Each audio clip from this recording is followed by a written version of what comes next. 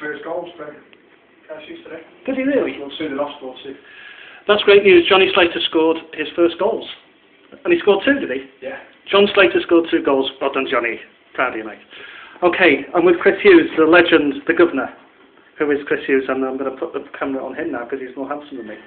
And first of all, he's going to tell us about today's game, Chris. I thought we started off, did well first half. We competed really well with them. I had a game plan, so they set us up the way we were going to play, based on how we played against them last time. Yeah. We executed that really well first half, and then we came out second half. Tommy had Andy had a word with us half time and put these things right. And then second half we come out and switched off for the first 10 minutes, got punished, and then we got back in the game, created a few chances, and that was it. It was a disappointing result really, where we've done quite well, created a few chances, but you don't say we don't win games, unfortunately, and they did, and they got 3 points. Okay, their keeper, he's pulled off some cracking saves, hasn't he? From Tom and from, I think there was another save. 2 from Tom, wasn't it? Yeah, I know Ryan very well. I've played with Ryan a few times and had him under my control last couple of years ago when I was at Mundissa. He's a big lad, fills the goal well and made some decent saves. I thought the one at the end, Tom, it was over the line, but he's got back and scooped it out. And as I say, he fills the goal well, and it's hard to get past him, but we perhaps should have done better, but never mind, and we'll dust ourselves down and go for Trevor next week. Okay, that's going to be a big game, and lots of bragging rights and lots of Denbigh lads involved from both sides.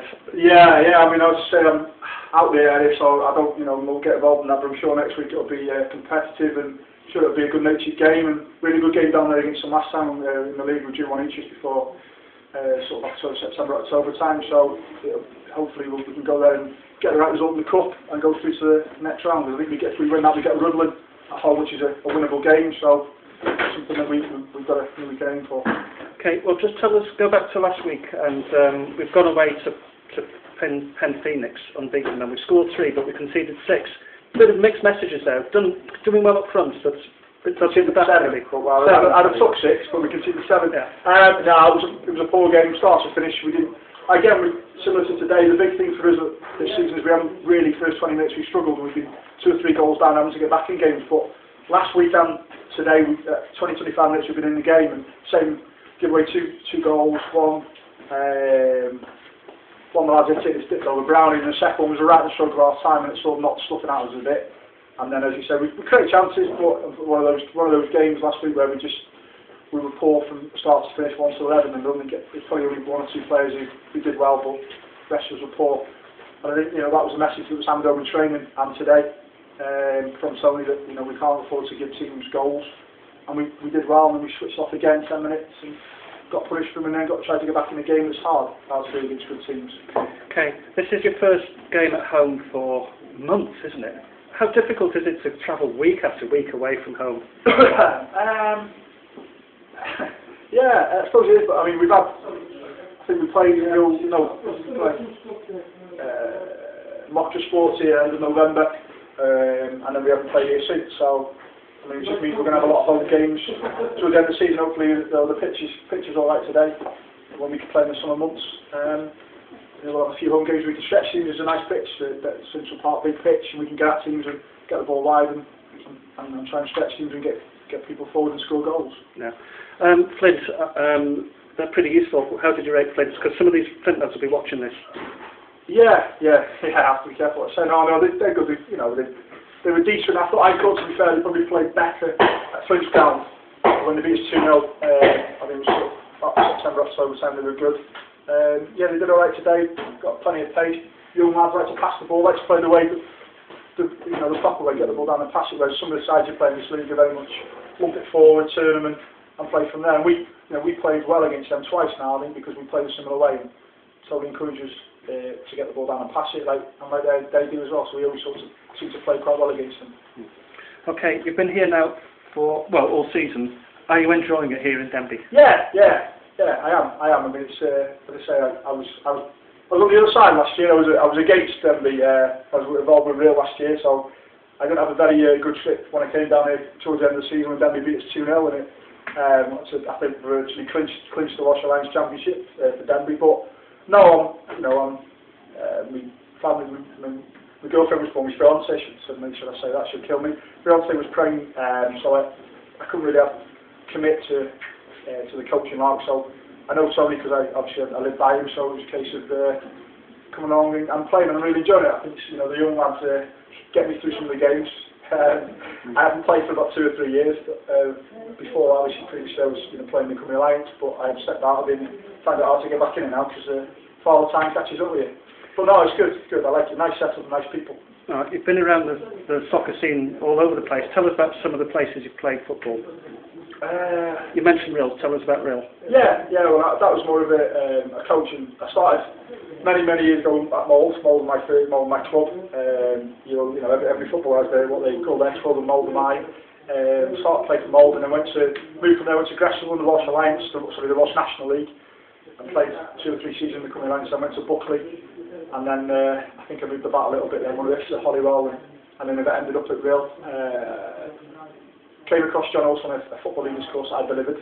He was on that. I spoke to him on that on a coaching course, and he said, "What was I doing?" And I said, "Well, not involved coaching." So he asked me, "Did I want to come to Rill?" And did a little bit with the first team last year, and a bit with the reserves, more of the reserves than the first team. But no, it was good working with good players and decent players. Okay, well, you've mentioned the young lads we've got here. What do you hope for them? Do you think they can improve and go on to to better things? Not better, but it can improve. Yeah, definitely. I'm sure. I didn't see him last year. I knew a few of them. Or there's some lads that I didn't know, but I think there's a few. A few boys you look at, especially to be fair, Jamie Clayton's been done really well this year. Johnny Bowen, look at Matt Teal up front. Simon, Brett, there's some decent players, local lads, Denbigh boys, good players, when you're looking at getting them on up the football ladder and moving on.